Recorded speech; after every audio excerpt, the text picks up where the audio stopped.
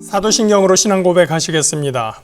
전능하사 천지를 만드신 하나님 아버지를 내가 믿사오며 그 외아들 우리 주 예수 그리스도를 믿사오니 이는 성령으로 잉태하사 동정녀 마리아에게 나시고 본디오 빌라도에게 고난을 받으사 십자가에 못 박혀 죽으시고 장사한 지 사흘 만에 죽은 자 가운데서 다시 살아나시며 하늘에 오르사 전능하신 하나님 우편에 앉아 계시다가 저리로서 산자와 죽은 자를 심판하러 오시리라. 성령을 믿사오며 거룩한 공회와 성도가 서로 교통하는 것과 죄를 사하여 주시는 것과 몸이 다시 사는 것과 영원히 사는 것을 믿사옵나이다. 아멘. 오늘 함께 보실 말씀 시편 3편 1절부터 8절까지 말씀입니다. 제가 가진 구약성경 807면에 있습니다. 구약 807페이지 시편 3편 1절부터 8절까지 말씀입니다. 시편 3편 말씀입니다. 야훼여 나의 대적이 어찌 그리 많은지요. 일어나 나를 치는 자가 많으니이다. 많은 사람이 나를 대적하여 말하기를 그는 하나님께 구원을 받지 못한다 하나이다. 야훼여 주는 나의 방패시요 나의 영광이시요 나의 머리를 드시는 자신이이다. 내가 나의 목소리로 야훼께 부르짖으니 그의 성산에서 응답하시는도다. 내가 누워 자고 깨었으니 야훼께서 나를 붙드심이로다. 천만인이 나를 애워싸 진친다 하여도 나는 두려워하지 아니하리이다. 야훼여 일어나소서. 나의 하나님이여 나를 구원하소서. 주께서 나의 모든 원수의 뺨을 치시며 악인의 일을 꺾으셨나이다. 구원은 야훼께 있사오니 주의 복을 주의 백성에게 내리소서. 아멘. 시편과 만나는 믿음의 삶, 세 번째 시간입니다. 시편을 보면 우리가 신앙생활을 하면서 겪을 수 있는 여러 상황에서 믿음의 선조들이 어떻게 하나님께 기도하고 반응하며 그 믿음의 삶을 살아가게 되었는지를 보게 됩니다. 그래서 시편은 그저 여러 시들을 모은 시집이 아니라 마치 기도집처럼 볼 수가 있습니다. 시편에 담겨있는 여러 가지 상황들을 우리 삶에 적용하면서 시편의 기자들과 함께 하나님께 기도할 수 있게 되는 것입니다. 오경이 5권인 것처럼 시편도 5권이다 라는 말씀을 드렸었고, 그것은 오경이 하나님께서 인간에게 말씀을 주신 것을 기록한 것에 대비해서 사람이 하나님께 나아가는 내용, 하나님께 응답하는 그러한 내용으로 구성되어 있다라는 내용을 말씀드린 적이 있습니다. 그리고 시편 1편, 2편은 전체 시편의 서론격으로서 하나님의 말씀이 얼마나 중요한지를 강조하는, 하나님의 가르침을 따르는 것이 중요하다라는 것을 촉구하는 그러한 내용이다라는 것을 우리가 배웠고, 지난 시간에 시편 1편에 대해서 우리가 말씀을 나눴습니다. 자, 시편 1편, 2편을 서론이라고 할 때 3편, 오늘 읽은 이 시편 3편이 본격적인 시편의 몸통 부분이라고 할 수가 있겠죠. 시편을 분류할 때 찬양시, 탄원시, 감사시, 지혜시, 성전시 이러한 것들이 있다고 했었는데, 시편 3편은 그 중에서 탄원시에 해당합니다. 그 중에서도 개인 탄원시의 전형적인 모습을 가지고 있습니다. 이게 무슨 말이냐? 개인 탄원시의 전형적인 모습이 뭐냐? 탄원시는 현재의 고통 때문에 괴로워 울부짖으며 하나님의 도우심을 간구하는 시다라고 우리가 이해할 수가 있는데, 그 개인의 삶의 문제 때문에 하나님 앞에 나아가는 그런 개인 탄원시의 가장 기본적인 형식을 보여준다라고 볼 수가 있다는 것이죠.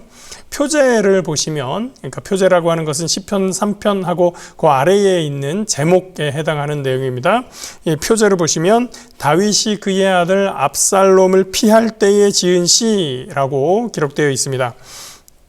이 내용은 여러분 사무엘 하 15장 이하에 보면 우리가 그 내용을 알 수가 있습니다. 다윗 왕의 아들 압살롬이 아버지 다윗을 배반하고 왕의 자리를 빼앗는 과정이 아주 긴박하게 기록되어 있는 곳이죠. 가만 보면 다윗처럼 파란만장한 인생을 사는 사람도 그렇게 없겠다라는 생각이 듭니다. 집안에서 크게 될 인물로 인정받지도 못했었는데 사무엘에게 기름 부음을 받고, 그리고 다윗은 골리앗과 싸워서 이기면서 사람들에게 많은 인지도가 올라가면서 동시에 인기도 올라가게 되죠. 그리고 사울 왕의 시기를 받아서 쫓겨다니고 도망다니면서 생명의 위협을 느꼈다가 사울 왕이 죽고 나서 그 왕의 자리에 오르게 되었습니다. 그런데 그 왕의 자리에 올라서 정말 번영하게 되죠. 아주 나라도 왕성하게 만들고 여러 지방들을 또 정복하면서 아주 큰 제국의 왕처럼 그렇게 성장을 하게 됩니다. 그런데 그러다가 개인의 죄 때문에 다시 하나님한테 징벌을 받기도 하고, 그런 상황에서 이제 압살롬, 자기가 사랑하는 이 아들에게서 쫓겨다니는 그런 신분이 된 것입니다. 압살롬은 다윗이 처음에 왕위에 오르게 되었었던 그 유다 지파의 중심 도시 헤브론에서 스스로 왕이 되는 즉위식을 치른 후에 아버지가 있는 예루살렘으로 군대를 이끌고 쳐들어오게 됩니다. 이 소식을 들은 다윗은 압살롬을 피해서 백성들을 이끌고 자기를 따르는 사람들 얼마를 이끌고 달아나게 되죠. 목숨을 부지하기 위해서 아들의 눈을 피해 도망다니는 그 기구한 처지가 된 것입니다. 요즘 말에 딸바보라는 말이 많은데 다윗은 참 자식들, 딸, 아들 가리지 않고 아들이라고 해도 정말 딸바보 뿐만 아니라 자식바보로서 살았던 것 같습니다. 압살롬이 자신을 배반하고 그래서 자신은 도망자가 되고, 그래서 자신의 군대와 압살롬의 군대가 싸우게 되는 그런 상황이 되어서도 다윗은 자기 부대에 신신당부합니다. 제발 어떤 일이 있어도 압살롬을 죽이지는 말아달라 라고 부탁을 하게 되죠. 압살롬은 또 그렇게 잘생겼다고 하죠. 어떻게 키운 자식인데, 얼마나 이쁜 자식인데 그 아들이 왕이 되겠다고 유다 지파, 자기 지파의 중심 성읍이었던 헤브론에서 스스로 왕이 되어서 거기서 왕위를 선포하고 예루살렘으로 아버지를 쫓아내려고 그 군대를 몰고 오는 그런 상황, 참 안타깝고 비참합니다. 부모 입장에서 그 이야기를 듣기만 해도 참 한숨 나오는 이야기인데, 그 일을 직접 겪어야 했던 다윗의 심정은 참으로 이루 말할 수가 없었을 것입니다. 1, 2절 말씀을 보겠습니다. 야훼여, 나의 대적이 어찌 그리 많은지요. 일어나 나를 치는 자가 많으니이다. 많은 사람이 나를 대적하여 이르기를 그는 하나님께 구원을 받지 못한다 하나이다. 기도하면서 가장 먼저 부르는 이름이 나옵니다. 야훼여. 아주 긴급하고 긴박한 상황에서 부르는 하나님은 여러 가지 미사여구를 붙일 겨를도 여유도 없습니다.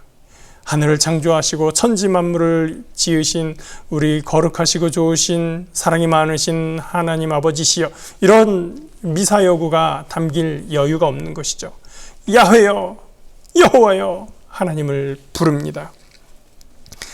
사무엘하 18장을 보면 압살롬 군대와 전투를 앞두고 다윗의 부대가, 다윗의 군사들이 왕은 전투에 참여하지 마십시오라고 이야기를 합니다.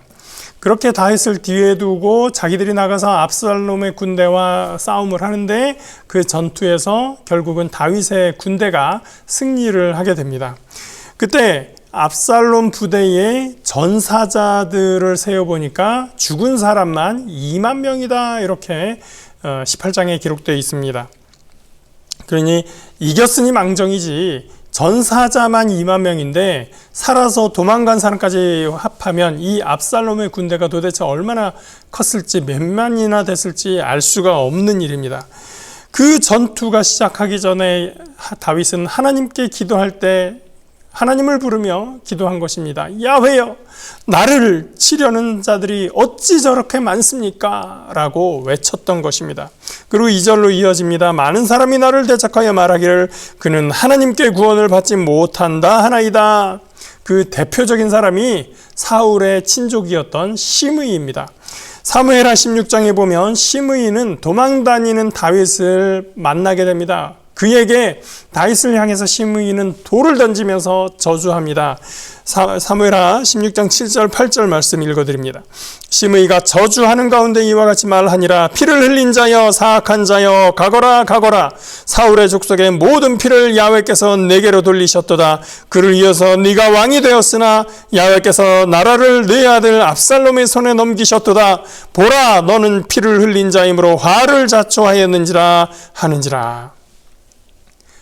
이 시므이는 어떤 사람입니까? 사울의 친족으로서 사울이 왕이었을 때 왕족 프리미엄을 누리고 살았었을 것입니다.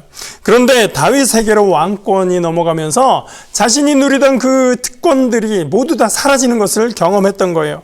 지금 그 책임을 다윗에게로 돌리고 있는 것입니다. 사실 정확히 잘잘못을 가렸다면 그럴 수 없었을 것입니다. 그러나 이 시므이는 내 편이 아니기 때문에 내 편이었던 사울을 어떻게 하면 그 자리를 대체하고 들어간 사람이기 때문에 다윗이 그냥 싫은 겁니다. 그 사람이 빼앗아간 것이 아닌데, 그렇잖아요. 다윗이 사울을 죽이고 그 자리를 강탈한 것이 아니잖아요. 그런데도 불구하고 한때 내 것이라고 생각했던 이권이 없어지니까 괜한 사람을 미워하고 있는 겁니다. 따지고 보면 그 이권이나 특혜조차도 이 시므이는 스스로 얻은 것이 아닙니다. 자기 친족이 사울이었기 때문에 얻어 누렸던 그런 특혜, 이권이었었는데, 그런데도 그는 이유 없이 다윗을 미워합니다. 우리가 성경을 볼 때는 다윗이 문제가 아니라 사울이 하나님께 버림받을 짓을 한 것이 문제였지만, 시므이는 그런 거 고려하지 않습니다. 그 일이 내일이 되었을 때 많은 사람들이 시므이처럼 내가 가지고 있던 것이 정당한 것 마냥 그것을 빼앗아간 사람을 미워하고 증오합니다. 잘못된 판단이죠.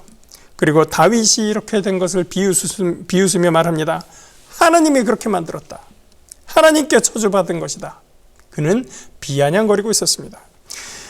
그래서 이러한 말들을 들은 다윗이 하나님께 호소합니다. 많은 사람이 나를 대적하여 말하기를 그는 하나님께 구원을 받지 못한다. 그렇게 말하고 있습니다. 다윗이 하나님께 호소하는 것입니다. 우리 인생에서도 그럴 때가 있습니다. 억울할 때가 있죠. 분명히 내 잘못이 아닌데도 나를 미워하는 사람이 있고 못되게 구는 사람이 있습니다. 여러분, 근데 우리가 진실로 억울한 상황 하나님께서는 알고 계십니다. 그렇기 때문에 우리는 힘들 수 있지만 우리의 몸이, 우리의 마음이 힘들 수는 있으나 낙심하지 말아야 됩니다. 하나님께서 아시기 때문입니다. 하나님이 아신다고 해서 무턱대고 그냥 가만히 기다리라는 말은 아닙니다. 다윗도 참고 가만히 있기만 한 것은 아닙니다. 사람들을 조직하고 전략을 짜고 전투를 준비했습니다. 억울해하기만 하고 그렇다고 무기력하게 앉아있으면 전투를 준비할 수가 없고 어떠한 능력도 발휘할 수가 없습니다. 다윗은 억울하다고 탄식만 하고 주저앉아 있지 않았습니다. 다윗은 먼저 하나님께서 기도에 응답하실 것을 확신하는 고백을 합니다. 3, 4절 말씀 읽겠습니다. 야훼여, 주는 나의 방패이시오 나의 영광이시오 나의 머리를 드시는 자신이다. 내가 나의 목소리로 야훼께 부르짖으니 그의 성산에서 응답하시는도다. 자, 1절과 2절에 비하면 3절, 4절에서 갑자기 어조가 바뀌었습니다. 1절, 2절에서는 자신의 상황을 하나님께 고백하고 있기 때문이지만 3절과 4절에서는 바라보는 곳이 달라졌습니다. 1절, 2절에서는 자신의 상황을 보고 있었고 3절과 4절에서는 하나님을 바라보고 있었습니다. 우리가 바라보고 주목하는 대상이 우리의 마음을 사로잡게 되어 있습니다. 우리가 괴로운 현실을 바라보고 우리를 대적하는 대적들을 바라보고 우리를 비난하는 사람들을 계속해서 바라보고 있으면 우리의 마음속에 자리 잡는 것은 오늘의 현실, 오늘의 우리의 대적, 우리를 향한 비난, 그것에 그것들로 가득 채워지게 됩니다.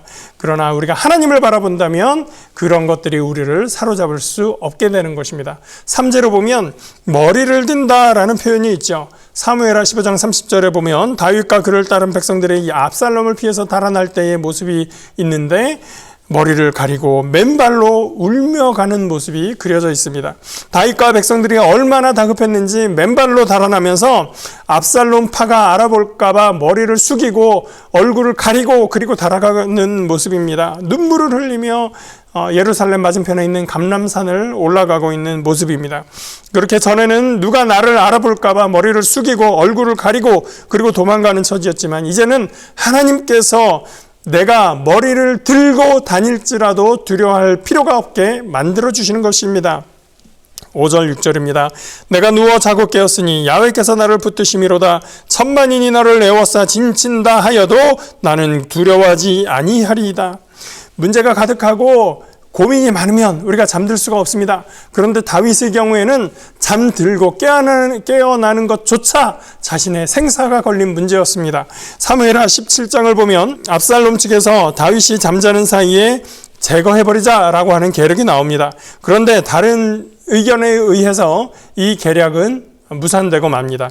이때 다윗은 누워도 제대로 잠이 들 수가 없었고 잠이 든 다음에도 아침에 깨어날 수 있을지 없을지 안심할 수 없는 그러한 상황이었습니다. 밤에 쥐도 새도 모르게 처치당하면 아침에 깨어나는 일이라고는 있을 수가 없는 것이죠. 그러니까 다윗이 압살롬에게 도망다니면서도 밤에는 누워서 자고 아침에 깬다는 것, 그것은 하루하루 도우시는 순간순간 보호하시는 하나님의 보호하심이 있지 않으면 있을 수 없는 일입니다. 그렇기 때문에 다윗은 하나님께서 붙들어 주시는 그 믿음 때문에 내가 오늘 자고 깨는 것, 그것은 하나님께서 붙드심 때문이다 라고 고백을 하는 것입니다. 그래서 천만인이 진을 칠지라도 내가 두려워하지 않는 것입니다. 7절 8절입니다. 야훼여 일어나소서 나의 하나님이여 나를 구원하소서 주께서 나의 모든 원수의 뺨을 치시며 악인의 이를 꺾으셨나이다. 구원은 야훼께 있사오니 주의 복을 주의 백성에게 내리소서. 야훼여 일어나소서. 이 말은 이스라엘 백성들이 언약궤를 앞세워 전쟁터에 나갈 때 하는 말입니다. 그 유래는 민수기 10장 35절 36절에서 비롯하였습니다. 민수기 10장 35절 36절 말씀입니다. 궤가 떠날 때에는 모세가 말하되 야훼여 일어나사 주의 대적들을 흩으시고 주를 미워하는 자가 주 앞에서 도망하게 하소서 하였고 궤가 쉴 때에는 말하되 야훼여 이스라엘 종족들에게로 돌아오소서 하였더라. 언약궤는 아시다시피 하나님의 임재하심을 상징하는 것입니다. 다윗은 전쟁 때 함께 하시는 하나님을 구하고 있는 것입니다. 야훼여 일어나소서. 이 말은 우리가 이 언약궤를 들고 전장에 나갈 때처럼 하나님 우리와 함께하여 주옵소서 호소하는 것입니다. 뺨을 맞는 것은 그때나 지금이나 매우 수치스러운 일입니다. 맹수가 이를 꺾이게 된다면 무력해지게 됩니다. 아무리 대적이 맹렬하고 강력해도 구원의 하나님을 대적하면 수치를 겪고 무력하게 될 것입니다. 그러므로 구원은 인간의 힘으로 아둥바둥한다고 해서 얻어낼 수 있는 것이 아니라 하나님께 있음을 고백하고 있는 것입니다. 이 3장을 통해서 탄원시의 형식을 정리하면 세 단계로 볼 수가 있습니다. 자신의 고통에 대한 현실에 대한 호소, 두 번째는 하나님의 능력과 임재에 대한 신뢰의 고백, 그리고 하나님의 도우심을 요청하는 간구입니다. 이것은 오늘 우리가 하나님께 간구하는 형식이기도 합니다. 오늘 우리는 안타까운 현실, 나의 간절한 이 상황을 하나님 앞에 고백하고 하나님께 호소하지만 그러나 그 어려움, 그 고난, 그 고통, 문제보다 크신 하나님을 신뢰하는 신뢰의 고백을 드리고 그 하나님이 이제 우리를 구원해달라고 간구하고 바라는 그러한 기도를 하는 것입니다. 오늘 여러분 탄식 가운데 계신 분이 있다면 시편 3편의 글을 보시고 함께 기도하시기 바랍니다. 다윗의 기도를 따라가면서 간구하시기 바랍니다. 그리고 우리 형제자매들, 우리 믿음의 식구들을 위해서도 함께 간구하면서 마침내 이루시는 구원의 경험을 함께 나누며 누리는 믿음의 공동체로 성장하여 나갈 수 있기를 주의 이름으로 축복합니다. 함께 기도하시겠습니다. 사랑과 은혜의 하나님 감사합니다. 하나님, 우리가 연약할 때에, 우리가 고통 중에 있을 때에, 우리가 탄식 중에 있을 때에 하나님 우리의 사정을 아시고 우리를 보호하시는 하나님 되심을 믿습니다. 하나님, 세상 만물을 지으시고 모든 것을 섭리대로 이끄시는 하나님께서 우리의 오늘의 탄식을 아시고 우리의 눈물을 아시는 줄 믿습니다. 우리의 육신의 연약함 가운데 임재하여 주시고 하나님 우리의 마음의 연약함을 주님께서 감찰하여 주시고 그래서 우리의 모든 대적과 모든 원수 앞에서 하나님의 상을 베푸심을 믿습니다. 주여, 오늘 우리와 함께하여 주시고 주님의 능력으로 주님의 구원의 손으로 우리를 안수하여 주시옵소서. 구원은 야훼께 있사오니 주의 복을 주의 백성에게 내리워 주옵소서. 주님의 은혜를 믿고 감사드리며 예수 그리스도의 이름으로 기도합니다. 아멘. 하늘에 계신 우리 아버지여, 이름이 거룩히 여김을 받으시오며 나라가 임하시오며 뜻이 하늘에서 이루어진 것 같이 땅에서도 이루어지이다. 오늘 우리에게 일용할 양식을 주시옵고 우리가 우리에게 죄 지은 자를 사하여 준 것 같이 우리 죄를 사하여 주시옵고 우리를 시험에 들게 하지 마시옵고 다만 악에서 구하시옵소서. 나라와 권세와 영광이 아버지께 영원히 있사옵나이다. 아멘.